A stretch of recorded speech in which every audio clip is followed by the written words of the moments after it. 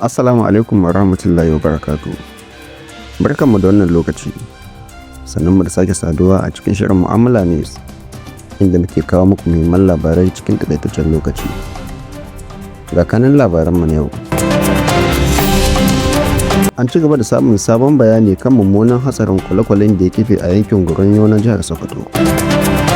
Kwale-kwalen na dauke da manoma da ma'aikata da ke kan hanyar su ta zuwa gonakin shinkafa lokacin da ya kife. Rahotanni sun ce mutane da dama sun rasa rayukansu, ciki har da yara, yayin da jami'an ceto ke ci gaba da aikin neman waɗanda suka tsira da waɗanda suka ɓace. Hukumar National Inland Waterways Authority ta ce aikin ceto da bincike na nan yana ci gaba. Harkar farashin man fetur na ci gaba da ɗaukar hankalin 'yan Najeriya.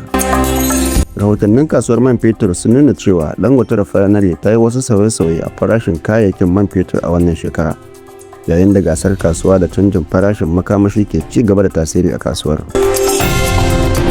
Wannan na daga cikin batutuwan da ke da tasiri kai tsaye ga sufuri da kuma farashin kayayyaki. A wani sabon ci gaba, Dangote Refinery na shirin shiga kasuwar hannayen jari ta Najeriya ta hanyar IPO, wanda ake sa ran zai zama ɗaya daga cikin manyan IPOs na Afirka.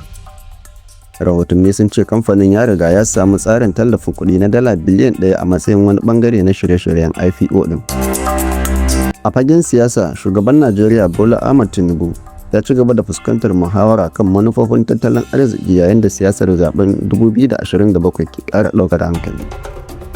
Fadar shugaban ƙasa ta kuma mayar da martani kan maganganun tsohon mataimakin shugaban ƙasa Atiku Abubakar game da batun dawo da tallafin man fetur idan ya samu nasarar lashe zaben. Waɗannan su ne takaitattun labarai na yau Juma'a 21 ga watan Agusta shekarar 2026. Ku ci gaba da bibiyar tashar Mu'amala TV domin samun muhimman labarai da kuma sauran shirye-shiryenmu.